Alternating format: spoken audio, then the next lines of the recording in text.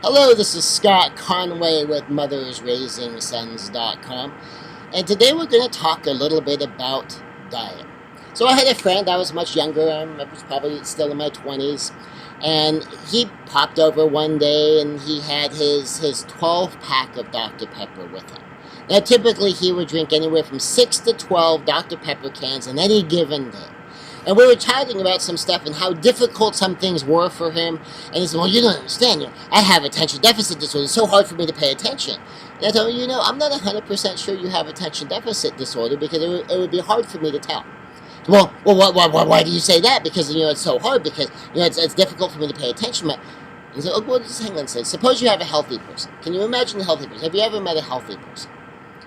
And he said, you're pretty healthy. And say, okay, well, I have, attention deficit issues too, but we'll go ahead and use me. So suppose I'm pretty healthy, I've got a pretty normal brain, I have an ordinary ability to pay attention, an ordinary ability to do things. Now, suppose into my body, I pump it full of sugar, and I pump it full of caffeine. If I pump it full of sugar, what do you think is going to happen? Well, get kind of a little hyper. Says, then what if you pump it full of caffeine? What if I take in all kinds of caffeine? What if I have, 12 cups of coffee in a day? What's going to happen? Well, you're going to get kind of jittery, and you're going to get agitated. Okay, what's in your Dr. Pepper? You're having 6 to 12 cans of Dr. Pepper every single day. You might be perfectly healthy, but you're pumping yourself full of sugar, and you're pumping yourself full of caffeine. So one of the things to take a look at in our children's lives, especially if they're having any difficulties controlling their emotions, or they're having difficulties paying attention, keeping the brain focused in any meaningful way, let's take a look at what's going in their bodies. One huge culprit, and it's very sweet, and it's a common sugar substitute in a whole bunch of foods, is high fructose corn syrup.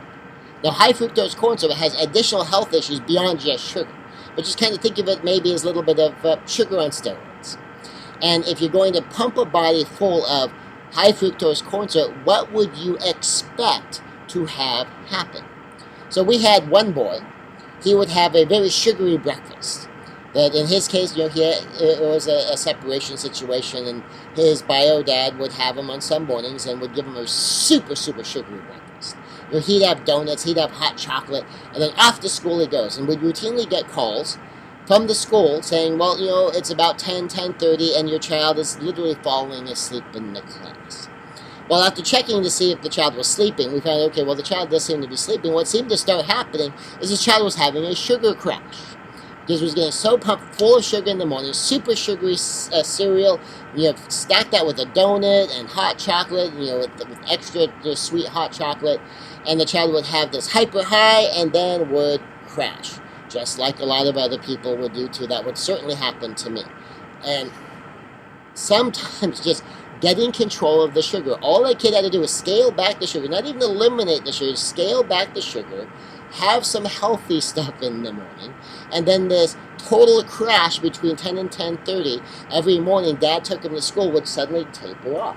Now, he might still get a little bit tired because he's still having some sugar, but nothing that was causing him to just fall asleep.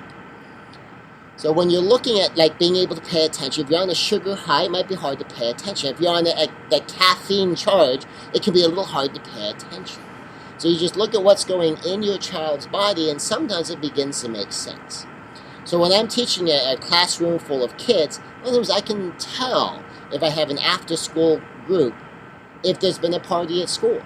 I can suddenly tell, okay, this is really, really different. Now, I begin to expect it on a Friday before a vacation. So if I have a group of kids, it's a Friday, it's after school, and they're about to go into a 1 week or 2 week or a summer vacation, I know to be prepared for it. Every once in a while, I'm surprised that a whole bunch of kids are all hyped up, and then I find out that, they had a going-away party for this, or they had a party for that, or a celebration of some such, and that they were hopped up on sugar.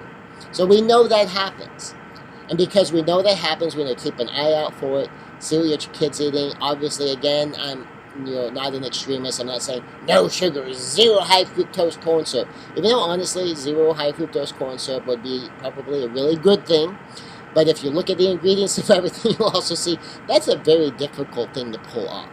But just to limit the sugar. to be aware of these things. If you want your child's brain to function, to be able to focus on something, for the emotions to stay a bit more even, just make sure that we're not sabotaging it with what's being pumped into our child's body in snacks and in foods and whatnot. It might be what our child prefers to eat, but we as the parents might have to take note, okay, some of the stuff is incredibly unhealthy for you, and, not necessarily go overboard and say, no, you can't have any of it, but just to keep it under control.